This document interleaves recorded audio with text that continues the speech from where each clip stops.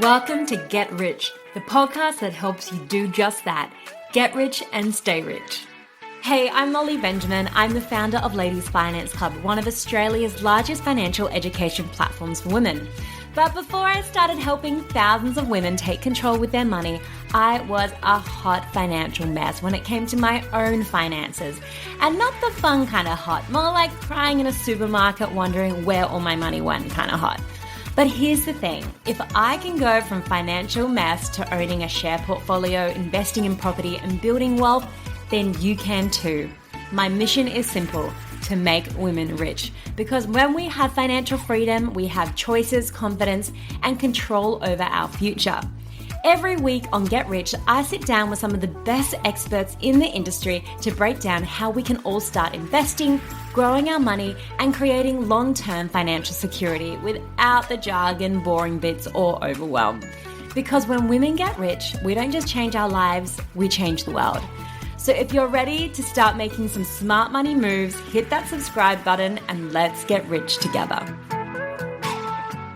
Welcome back to another episode of Get Rich. Now, most people think flying business class is a luxury reserved for celebrities or people who spend an obscene amount of money. But what if it's actually about systems, not status? Now, I've avoided this topic for a long time, mainly because we work with so many women who are actively getting out of credit card debt. So let me be really clear from the start. This conversation is only for people who already have strong control and discipline over their money. Because when credit cards are used badly, they cost you freedom, they are stressful, and the last thing you ever want to do is get into debt because you were trying to get points. Like, that just makes no sense. So in this episode, I'm joined by Steve Hui, who is the founder of iFlyFlat, and he hasn't paid for a flight in over a decade. So we talk about how points actually work, why most people use them backwards, and how to think about credit cards as a payment system, not debt. This isn't about spending more, it's about using what you already spend. And as I mentioned at the start, if you're someone struggling with credit card debt, there is no shame in that, but this episode is not for you, so please give this one a miss. And if you need support, reach out to the National Debt Helpline, Money Care, or the Good Shepherd. These are free financial counselling services in Australia, and they can help you so much, but you need to reach out. All right, let's get into this episode. So, 100%. Steve, welcome to the podcast. Thank you for having me. I love talking about points. Yes, well, this is the first time we've ever broached the topic. So I have quite a few questions that I'm very excited to hear the answers to. But could you maybe just tell us how you got into this business, the Flights Club? And I guess what was that moment you realized, oh, maybe points could become a full-time gig? Oh, I got into this business. Well, I guess my background is accounting and finance. So a bit of a numbers geek, a bit of a numbers nerd. And I flew business class for the first time when I was working at Macquarie Bank. I worked there for 11 years. And I flew business class for the first time. And I thought, wow, I could get used to this. This is pretty good. Of course, I didn't pay for it. So the company paid for it. But very quickly, I started, after all these back and forth trips, flying business class every time, I started collecting these frequent flyer points.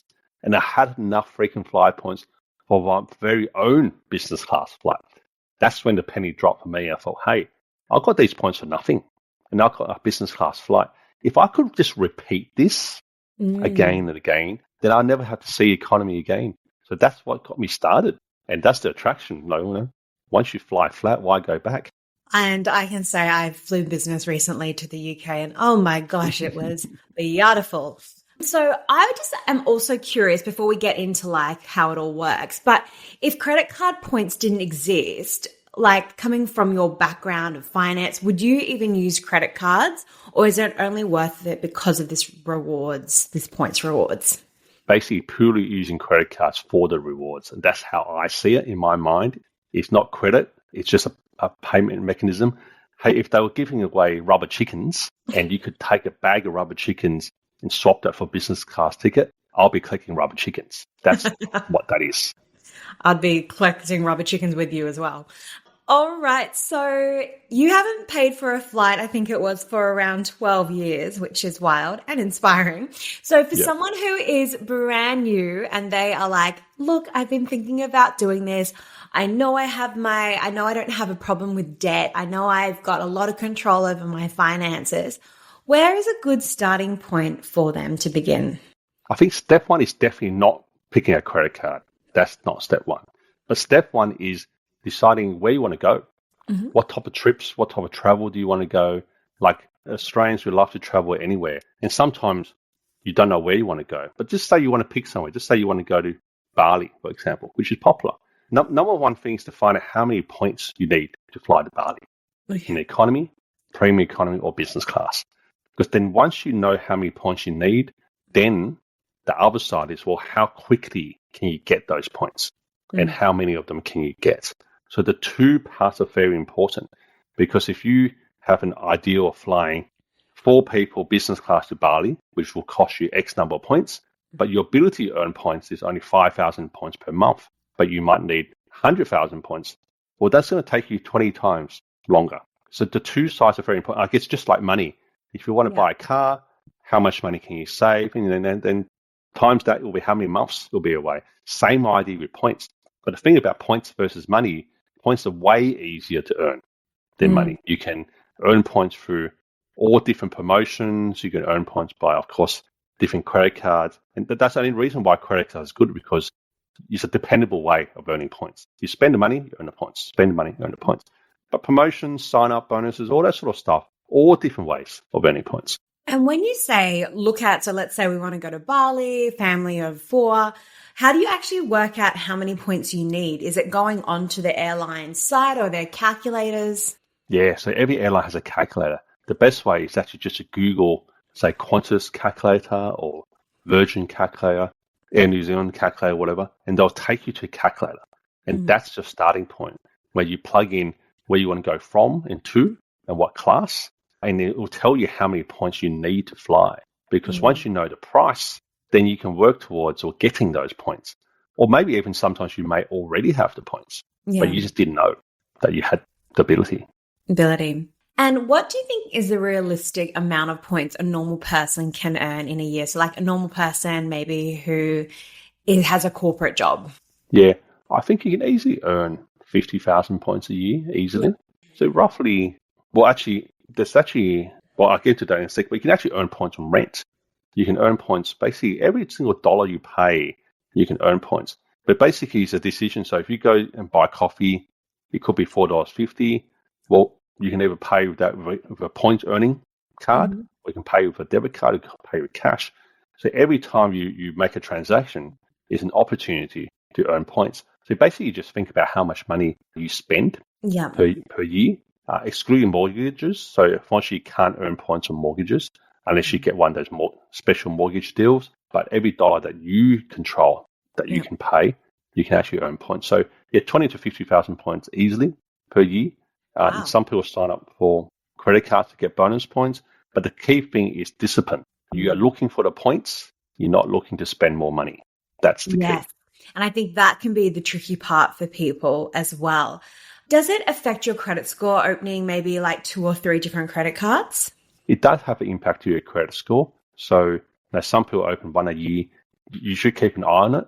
And especially if you're looking to get debt, like if you're looking to get a loan, home loan, car loan, then you should ease off a bit, because they'll consider too many credit cards as, I'm not sure if there's such a thing as a sign of desperation, but you're basically looking for a lot of credit, and people who lend you money is scared of you when you're looking for a lot of credit, right? So it's just about finding that right balance. Yes, it's a red flag. So I would say, ladies, if you're listening and you're wanting to buy a property, be very careful with this, because if you speak to any mortgage broker, they'll probably suggest you actually don't, or you keep the spend very minimal. And you mentioned before, and we've actually had this question from our community, so you can pay rent to get points? Yeah, to get points. So I think it's fairly new, but it's just been out for a couple of years now. So there's basically, you've got to go through a company. So there's companies like SNIP, which is SNIIP, based in Brisbane. They are a payment service for personal purposes, and you can actually pay rent, pay school fees, and basically you can pay a whole heap of stuff. And what they do is they act as an intermediary, and they charge your credit card, and then they send the money to whoever. So they send money to your landlord. Your landlord does not need to be part of it. They're just receiving money like normal, but you pay your rent on your credit card. They charge you a fee, 1.3%, I remember, and then they send the money to whoever. So that's one way to get basically earn points. But I guess the key thing about is the way I think about it is you're earning points for a fee. So you're actually deliberately buying points. That's one way to think of it. So sometimes points are free. Free points are where you pay no fees. So if you go to a supermarket, department store, or some online shopping, you make that purchase, and it doesn't matter which card you use, they're not going to charge you any surcharges, right? Yeah. So those points are what I call free points, because you're getting points for no cost. And sometimes when you go to a restaurant, they'll charge you 1% or 1.5%, 2%. And sometimes, or if you choose to pay with your card there, but then you're deliberately earning points for a fee. So you've got to make sure the cost versus benefit is calculated properly. You don't want to be paying more for fees and then getting less in value. Then you might as well not earn the points in the first place. You want to earn the points low and use them high. That's my philosophy. Love it. And I'm sure you've done the math, so I thought it'd probably just be easier to ask you. But when it comes to like everyday rewards or flybys, like I have to say I've like ignored those kind of reward programs for a very long time because I'm like, is it even worth it? But is it even worth it? Well, it's worth it because those cards you're actually getting for free. So you're paying for the groceries anyway. Yeah. There's no additional cost if you swipe your card and get the points. So the way I think of it, if you don't swipe your card, you're paying for everyone else to collect points, but you're not doing it. But in terms of pure numbers, right? So the best way to benefit from the flybys and rewards is those bonuses. Yeah. So if you're just buying things, I think you earn 1 point per dollar or something like that. That's a very slow way of earning points. Yeah. But if you do all these bonuses, like where they say spend $50 a month and you get 1,000 point bonus and this, that's where you can game the system and get multiple points for nothing. But I think it's 2,000 flybys points is equal to $10. Same for Woolworths points. 2,000 Woolworths points is equal to $10. That means each point is worth 0.5 cent. So you're basically getting yourself 0.5% discount by swiping your card. Okay. At least. Yeah. Yeah. Because I finally got my $10 from was it Woolworths or Coles the other day with my everyday rewards, and I was like, wow, that took a while. Because you're probably not doing the bonuses, probably. I definitely am not doing the bonuses. But I know there's a lot of women in our community who love a good everyday rewards or flybys bonus hack. So I know with my credit card, and I have a business credit card, I've been very strict with myself. I never got one in college and university in my first job because I knew I couldn't control it and I would just overspend. But another reason I put it off was I just didn't know which card to get. And like, should I be paying annual fees? Should I not? So I guess when do fees make sense and when is it a waste? So that comes down, I think, to the overall cost versus benefit equation. So if you're, well, I guess there's a couple of levels though. Depends how much money you spend, actually. That's the key factor. Because how much money you spend or equals how many points you generate. And then, obviously, the more you spend, whether you're an individual or you're a business owner, then more points you generate. So let's talk numbers, because I'm a numbers guy, and hopefully this will describe it. So I talked earlier about sort of like, one flybys point is worth half a cent. Well, one airline point, and I think, like whether you have one Qantas point or one Virgin point, 1 point is worth 0.5 cent on the base level. But if you use that same point to book an economy ticket, you're getting about 1 cent return on those points. If you then use them to fly business class, you're getting between 3 and 5 cents return on those points. So depending on how you use those points, you actually get more bang for buck. Okay. Except that, of course, to fly business class, you need to collect more points. But that's very similar to everything else we do, If you get the most time zone tickets, you get to redeem for the big teddy bear at the top. Whereas if you want to redeem for 2 tickets, you get a lollipop. It's the same idea. The more you collect them, normally the bigger bang your prize is. And it's the same idea for points. So with fees makes sense if you get more than what you're going to get out of it. Yeah. So if you're paying, let's say you go to a restaurant and you pay 2% fee for dinner, but you only get 100 points from that. So say it's $100 dinner. Okay, expensive dinner, $100. You pay with a credit card. It's going to charge you 2% fee. But your credit card only gives you 1 point per dollar, for example. So now you're paying $2 to get 100 points, which I've done the sums, works out to be 2 cents per point. Yep. So you're paying 2 cents per point, but if you then use them for economy, you're only getting 1 cent back. So now you pay 2 cents to get 1 cent. But if you pay 2 cents to fly business class, then you get 4 cents back. So therefore, you're getting upside, not downside. Okay. Gosh, this is a lot more strategic than I realized. And I did like the time zone analogy because that makes sense to me. Okay, great. So when people are looking for the best deals, are we talking like signing up to newsletters, alerts, secret websites? Are there any secret insider tips you can share? Secret websites. I think the secret website literally is cost versus benefit. I know it sounds very boring, cost versus benefit, but literally, like if you can turn 2 cents to 4 cents, like if these were shares and you could turn 2 cents to 4 cents, like you'll be rich. You just put all your money in it because that's the same idea. So that's why you get these two breeds of people. You get one breed who just absolutely points junkies, right? You never seen someone so into points in your life. Why? Because they turn 2 cents to 4 cents, or even better, they're turning 0 cents into 4 cents. So sometimes they're even making effectively getting a bigger return doing points than they're doing in their job because the return on effort is massive. And then you got another group of people who just don't care, like, whatever, no, it's not into me. That's okay, because you just got to go with the flow. So which card, which bonus, it all comes down to, well, actually, there's a bit of a spanner in the works coming up. These RBA changes, the Reserve Bank changes into surcharges, into sort of the credit card interchange fees, which are coming out in probably December or March next year. It's going to throw a spanner in the whole works. Oh, really? Depending on how hard they come with these changes, this will change completely the Australian landscape in credit card rewards forever. So I can only say what you would do today. Yeah. But I won't know what's going to happen tomorrow. But I do know something will happen, because what it is in a nutshell is the RBA wants to say, okay, cool, we're sick of these surcharges. No one wants to pay 2% more for coffee or a restaurant. So they go, well, sure, okay, so we're going to ban surcharges, but when you ban surcharges, that means the shopkeeper now has to pay the fee, which just means that your price of coffee will go up anyway. So they say, okay, well, let's try and reduce the surcharge. So therefore, but what happens when you reduce the surcharge? You reduce the margin that the credit card companies have to give you points. So if you reduce that, then there's less points for everyone. So long story short, there's something coming up which no one knows about. But what can you do today? Today, I think, is an element of bonus offers are always attractive because you're basically paying for annual car fee, but you're getting 50 or 100,000 points that you otherwise will have to spend $50 or $100,000 through your credit card to earn. So that's why that's super attractive and a fast way to earn a lot of points. But I must always say, credit cards are designed to make money off you.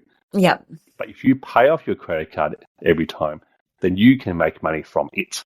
So that's the key difference. Yes. Knowing, and you don't have to be controlled by credit cards. If you control your spending, you come up on top. Yeah, absolutely. I couldn't agree more with that.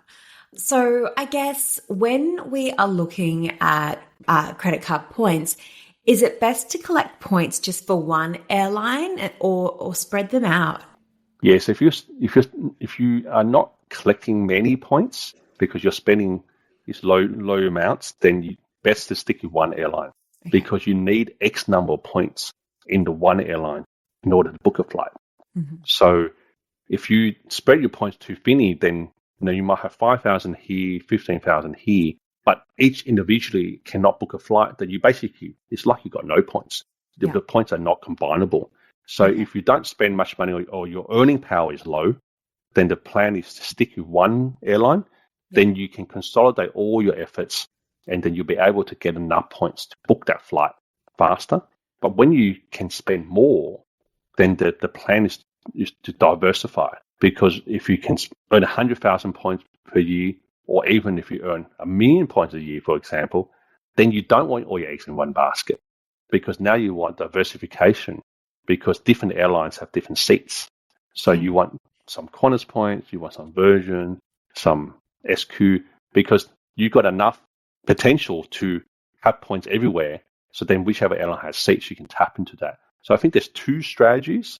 Yeah. All comes down to you got to be able to get the minimum points first to book a flight. Otherwise, the points are not useful. Yeah.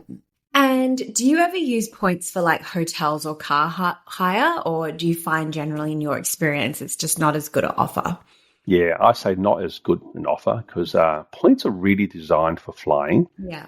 And the biggest bang for buck comes from flying because the thing is that seat that you get, the airline is empty. They will actually empty, or the airline has already started and they go, well, of course we want to sell every single seat, but that's just a dream. They know that some flights on certain days and routes will have empty seats. So they use that past data and say, well, okay, cool. Well, we know we can't sell all these seats for money. Let's allocate some of these seats to the frequent flyer program so people can use their points to pay for the seat. So that's how the seats come about. But if you use your points to book for a car or hotel, that's not the airline's own stock. They had to pay someone else money to get you the room. So therefore, you're never going to get as good bang for buck because it's still going to cost them money that your points are paying for. Yeah, very good point. And do points ever expire? They don't have to expire. Yeah. So let's take, say, Qantas and Virgin. What they do is they run off this thing called activity-based expiry. So if you don't touch your points for 18 months at all, as in like there's no points going in and out, then they'll expire. But if within any 18 months you put some points in or use some points, then they say your entire balance is then extended again for another 18 months. So it's like a frog, just boop, boop. Yeah. But if you've just gone away and, disappeared your bars for a year, then you come back, the points might be gone. And when it comes to booking, I guess, how far in advance should someone be looking for like reward seats or points flights? Is it like the earlier the better? I assume it is. Yeah, well, that's a really good question. It's the how long's the piece of string question. The earlier the better is definitely the key. One thing to note is actually it's the same price. It's the same price to the same place 365 days a year. So where you book with money, generally if you book in advance, it's cheaper because they're just trying to fill seats. And then again, it gets more expensive. But on points, whether you book 11 months in advance or you book for a flight this afternoon, the same seat will cost you the same number of points. There's no price fluctuations. Oh, okay. So it's not like it becomes more points or less points. Yeah, and it's completely independent of the money price. Points price is its own design, whereas the cash price goes ups and downs depending on different reasons. So actually the awesome thing is that if you know that there's certain periods, like say the Melbourne Cup, say the Formula One, say Christmas or school holidays, if you can plan ahead, you can get those seats now for the same price as you any other time. But if you waited, the cash price will be crazy. Yeah. Really high. Awesome. And obviously with your business, it's allowed you to do a lot of flying all over the world and business class, which is very nice. I would love to know, what are your three, I wish I knew these earlier travel hacks? I think the travel hacks is I definitely wish I had collected more points at the start, because the system always just gets a little bit harder every year, like a little bit harder. So there's two halves to it. I wish I collected more points when it was cheaper, and then I wish I had used them more. So I guess it's a bit like buying a house, right? I was thinking that then. Seems so expensive. Yeah. And then 10 years later, oh my God, that was so damn cheap. Yeah. It's exactly the same thing. I think with finance, it's all the same. The system, there's always value in the system. But of course, when you look back, things are always cheaper back then. So I guess one of my tips is I wish I had taken more trips, because then I would have got them for cheaper. So that's tip number one. Tip number two is definitely, actually, one of the tips about using credit cards is, the thing is that they have 30 days, 50 days interest free, right? So then they send you a bill, and then you normally have like maybe 10 days after to pay. And what the general habit is you get the bill and go, oh, that's nice. Oh, yeah, I'm just going to put it down. I'm going to pay for it straight away because you're not due yet. And then you forget. And then you get interest, but you had never intended to incur any interest. So that's the worst thing. So I always say the tip is either set up a direct debit. So therefore, on the due date, it automatically deducts the money from your account. So you're never going to be left with any like interest payments. Or the other way is to pay off your bill every week. So every week you log into your app and go, okay, well, $2,000, I'll pay it. So therefore, you're never going to get caught out more than 7 days where you go, I can't believe I ran up so much money, because you always remember your last week, what you did. Yeah. So I say that's the best way for anyone to manage their credit card is if you pay it off every week, you never be late and you're never going to be surprised. You never pay interest in your whole life. Absolutely. And I'm echoing that completely. The whole point of this is we don't want to be paying interest, ladies. Like that's not the point of doing this. You're doing it wrong if you're paying interest. And I would love to know, where is your favorite location you have visited and where's next on your bucket list?